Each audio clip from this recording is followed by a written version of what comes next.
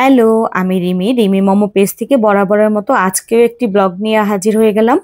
তো চেষ্টা করি সব সময় ছোটখাটো ব্লগগুলো দেওয়ার জন্য। তো বেশিরভাগ আমার ব্লগগুলো হয়ই হচ্ছে গিয়ে রান্নাবান্না নিয়ে, যেহেতু রান্না করি আর বাসার কি বা দিব, এর জন্য রান্নাগুলো দিতে আমার ভালো লাগে। তো যাই হোক, আজকে তো পাঙ্গাস মাছ ভিজিয়ে নিয়েছি, তো ভালো করে ওয়াশ করে লবণ হলুদ দিয়ে মাখিয়ে ভেজে নিলাম। আর পাশাপাশি মাছের ডিমটাকেও আমি ভেজে নিয়েছি। তো মাছের ডিমের রেসিপিটা আমি আগের বার দিয়েছি, তাই আজকে দিলাম না।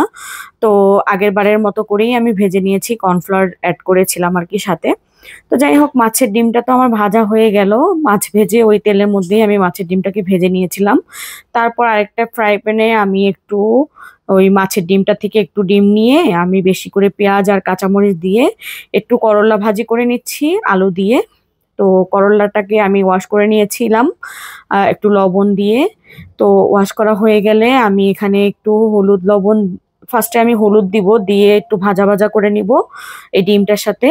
ভাজা হয়ে গেলে কিছুটা, তারপর আমি লবণ অ্যাড করব। আমি তো সব সময় মানে এইভাবে করেই মানে করলা ভাজি করি, তাতে করে তিতোটা কম লাগে। তো মাছের ডিম দিয়ে আসলে করলা ভাজি খুবই মজার হয়।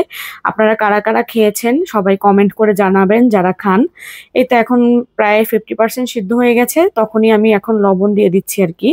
তো যাই হোক, লবণটা দিয়ে আমি আরো কিছুক্ষণ ভাজা ভাজা করে নিব। আর ঢাকনা তো মোটেও দিব না, কারণ করলা ভাজিতে ঢাকনা দিলে আরো বেশি তিতো লাগে। তো যাই হোক, এই যে আমি মুচমুচে করে, একটু হালকা মুচমুচে হয়েছে, অতটা না। তো ভাজা কমপ্লিট করে আমি একটা কড়াইতে আবার পেঁয়াজ দিয়ে দিলাম। সেটা এখন রান্না করব হচ্ছে গিয়ে মাছ ভুনা। তো পেঁয়াজটা দিয়ে একটু লবণ দিয়ে দিলাম। মাছ ভুনার ক্ষেত্রে আগে আগে লবণ দেওয়াটাই ভালো, তাহলে পেঁয়াজটা একদম সফট হয়ে যায়। আর এক চামচ করে হলুদ মরিচ দিয়েছিলাম, আর দিয়েছিলাম জিরা গুঁড়ো হাফ চামচ। আর লবণ দিয়েছিলাম পরিমাণ মতো, আদা রসুন বাটা হাফ চামচ করে দিয়েছি। আমি একটা পাঙ্গাস মাছ আর কি ভেজে রেখেছিলাম, যেহেতু সেগুলোকেই এখন ভুনা করে নেব। তো আগে ভেজে রেখেছিলাম। তো একটা তেজপাতা দিয়ে দিলাম, সাথে একটা টমেটো কেটে দিয়ে দিয়েছি। তো মোটামুটি এখন একটু কষিয়ে নিব, সাথে কিছু কাঁচামরিচ ফালি করে দিলাম। আর মাছ ভুনাতে কাঁচামরিচ ফালি করে দিলে বেশি ভালো লাগে, কাঁচামরিচের একটা আলাদা স্মেল আছে, সেটা আর কি ভালো লাগে যে কোনো সবজি কিংবা মাছের তরকারিতে, খুবই মজা লাগে। তো মাছটা মোটামুটি আমার রান্না কমপ্লিট হয়ে আসছে, এখন ধনিয়া পাতা দিয়ে আমি মাছটাকে নামিয়ে নেব। তো দুপুরবেলার জন্য এগুলোই আয়োজন করেছিলাম, আজকে তেমন কিছু করা হয়নি, একদম শর্টকাট ভাবে মাংস বাদে আর কি যা করা যায় আর কি। তো আমি এখানে করে নিয়েছিলাম মাছ ভুনা টমেটো দিয়ে, করলা ভাজি, মাছের ডিম দিয়ে, আর মাছের ডিমটাকে আর কি আমি একটু ফ্রাই করে নিয়েছি বেশি করে পেঁয়াজ দিয়ে। তো দুপুরের আয়োজনে এগুলোই ছিল। তো রাতের জন্য আলাদা করে আবার রান্না করতে হয়েছিল যদিও। তো এখন আমি আবার খাওয়া দাওয়া শেষে ভাবলাম বিকেলবেলা না, ঠিক দুপুরবেলায়, দুপুরের পরপরই আমি এটা পুডিং বসিয়ে দিয়েছিলাম। পুডিংটা বসিয়ে দিয়ে প্রায় 40 মিনিটের মতো লেগেছিল। পুডিংটা হয়ে গেছে, তারপর আমি এটাকে আবার ঠান্ডা করার জন্য আমি নর্মাল ফ্রিজে রেখে দিয়েছিলাম প্রায় 1 ঘন্টার জন্য। তো বিকেলবেলা আবার আমার বাসায় যেহেতু মেহমান ছিল, তো আমরাই আসলে, আমার ননদও আসছিল, ওর বাচ্চাও আসছিল।